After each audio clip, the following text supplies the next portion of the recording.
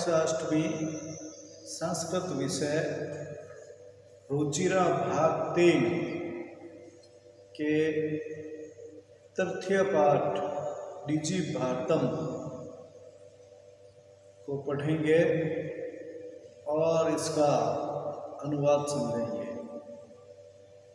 प्रस्तुत पाठ digital India के मूल भाव को लेकर लिखा गया है।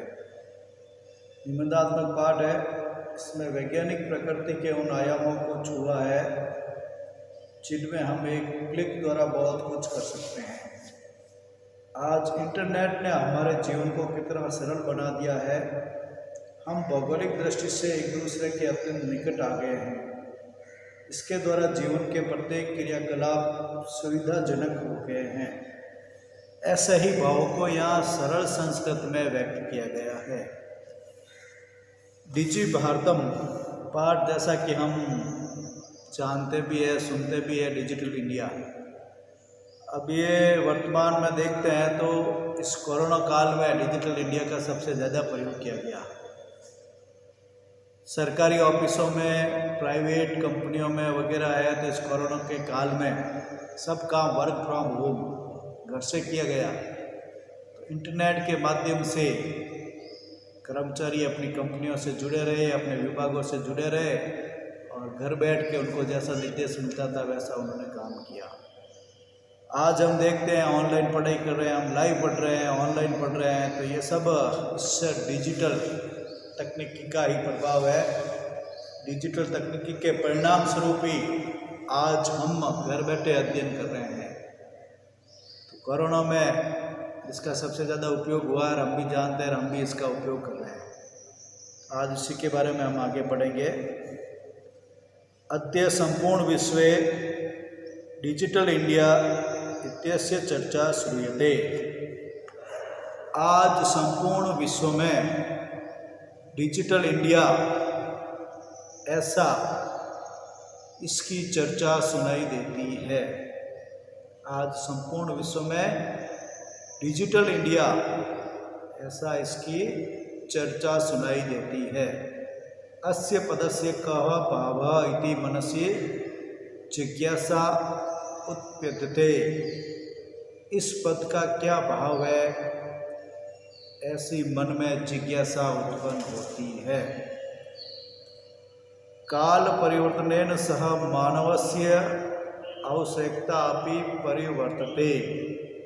काल परिवर्तन के साथ मनुष्य की आवश्यकताओं में भी परिवर्तन हुआ है। कि काल परिवर्तन के साथ मानव की, मनुष्य की आवश्यकताएं भी बदली है, आवश्यकताओं में भी परिवर्तन हुआ है। प्राचीन काले ज्ञानस्य आदान प्रदानम मौखिकम आसीत्। प्राचीन काल में ज्ञान का आदान प्रदान मौखिक था। विद्या च श्रुति परंपरा गृह्यते स्म। और विद्या या ज्ञान सुनने की परंपरा, श्रुति परंपरा यानी सुनने की परंपरा के द्वारा ग्रहण किया जाता था। प्राचीन काल में ज्ञान का आदान प्रदान मौखिक था। वेद, वेदांग वगैरह कंठस्थ किए जाते थे श्रुति परंपरा के माध्यम से। श्रवण और श्रवण के साथ अभ्यास, सुनकर के बोलना और उसको कंठस्थ करना। तो उस समय का ज्ञान का जो आदान प्रदान है, विद्या है, ज्ञान है, वो मौखिक था। और विद्या है जो श्रुति परंपरा के द्वारा ग्रहण की जाती थी, सुन करके और अभ्यास करना और उसको कंठस्थ करना। अनंतरम तालपत्रोपरि भोजपत्रोपरि च लेखन कार्यम आरब्ध। अनंतरम इसके पश्चात, समय के अंतराल से या इसके पश्चात तालपत्र के ऊपर और भोजपत्र के ऊपर लिखने का कार्य आरंभ हुआ। उसके बाद धीरे धीरे पेड़ के पत्तों पर, ताड़ के पत्तों पर, भोज के पत्तों पर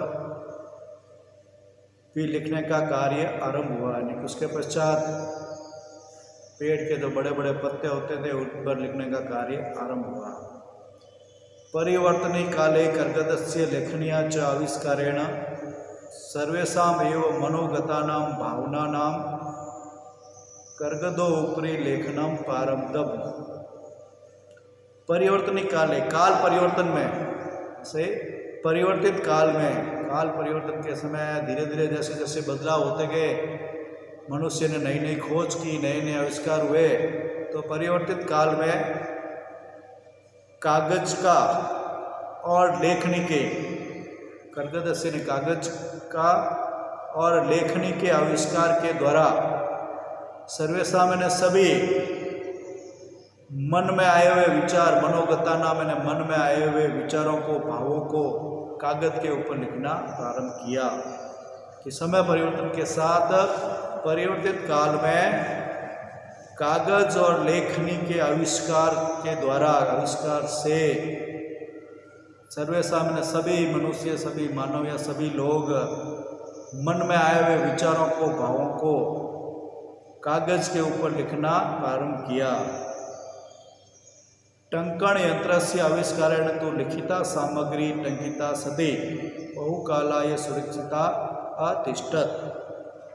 टंकण यंत्र से आविष्कारेण तो, टंकण यंत्र यानी के छापने के यंत्र के आविष्कार के साथ, आविष्कार से टाइपिंग, छापना, कि टाइप करके छापना, लिखना, जो छापने की मशीन आ गई, तो छापने के यंत्र के आविष्कार से लिखिता सामग्री, लिखित जो सामग्री है टंकिता सती यानी कि छापी जाने लगी, और बहुकालाय सुरक्षिता अतिष्ठत, और लंबे समय तक सुरक्षित रही, लंबे समय तक उसको सुरक्षित रखा गया, सुरक्षित रही।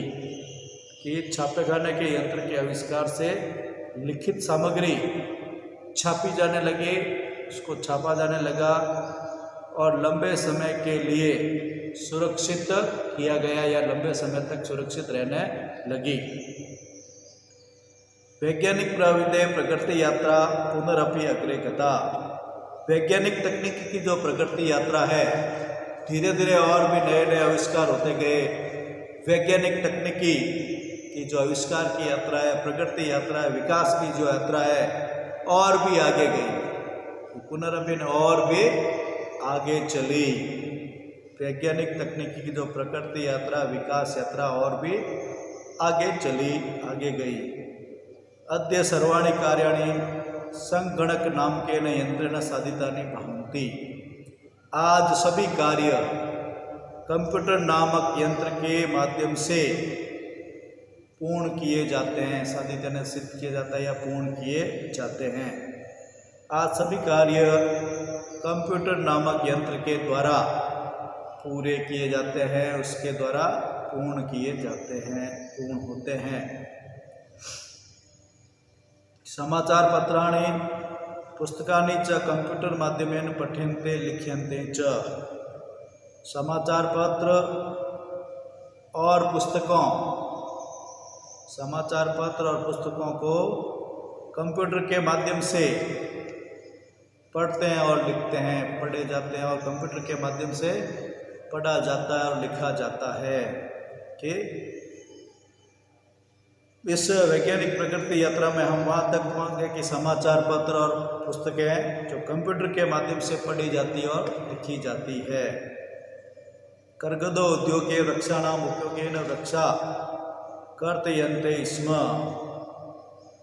कागज उद्योग में, कर्गदो उद्योग यानी कागज उद्योग में वृक्षों के उपयोग से वृक्षों को काटा जाता था। कि पहले ज़्यादातर कागज के माध्यम से कागजों के ऊपर लिखा जाता था, छापा जाता था, और पूर्ण रूप से ज्ञान का संग्रह कागज ही था, दूसरा कोई माध्यम था नहीं। इसलिए कागज उद्योग में वृक्षों के उपयोग से वृक्ष काटे जाते थे। परम संगणस्य अधिकाधिक प्रयोगेण वृक्षाणाम कर्तनम न्यूनता भविष्यति इति विश्वासः। लेकिन कंप्यूटर के अधिकाधिक प्रयोग के द्वारा वृक्षों को काटने में न्यूनता होगी, ऐसा विश्वास है। वृक्षों को काटने में कमी आएगी, कमी होगी, ऐसा विश्वास है। कि लेकिन कंप्यूटर के अधिकाधिक प्रयोग से, कंप्यूटर के अधिक से अधिक प्रयोग के कारण क्या हुआ है, वृक्षों के काटने में कमी आएगी, कमी होगी, ऐसा विश्वास है। क्योंकि कंप्यूटर के द्वारा हम बिना किसी हमें हार्ड कॉपी के, हम सॉफ्ट कॉपी के माध्यम से काम कर सकते हैं। कंप्यूटर में जो भी हम अपने ज्ञान है, डाटा को सेव कर सकते हैं और कभी भी पढ़ सकते हैं, वापस कभी भी उसका उपयोग ले सकते हैं। इससे हमें उसको प्रिंट करने की या उसको छापने की आवश्यकता नहीं रहेगी, जिससे कागज़ का उपयोग कम होगा। पेपरलेस वर्क जिसे कहते हैं कि बिना पेपर के काम होगा, बिना पेपर काम होगा तो वृक्षों की कटाई भी कम होगी, ऐसा विश्वास है। अनेन पर्यावरण सुरक्षाया दिशि महान उपकारो भविष्यति। इससे पर्यावरण सुरक्षा की दिशा में महान उपकार होगा। पर्यावरण सुरक्षा की दृष्टि से महान उपकार होगा। इति शुभम।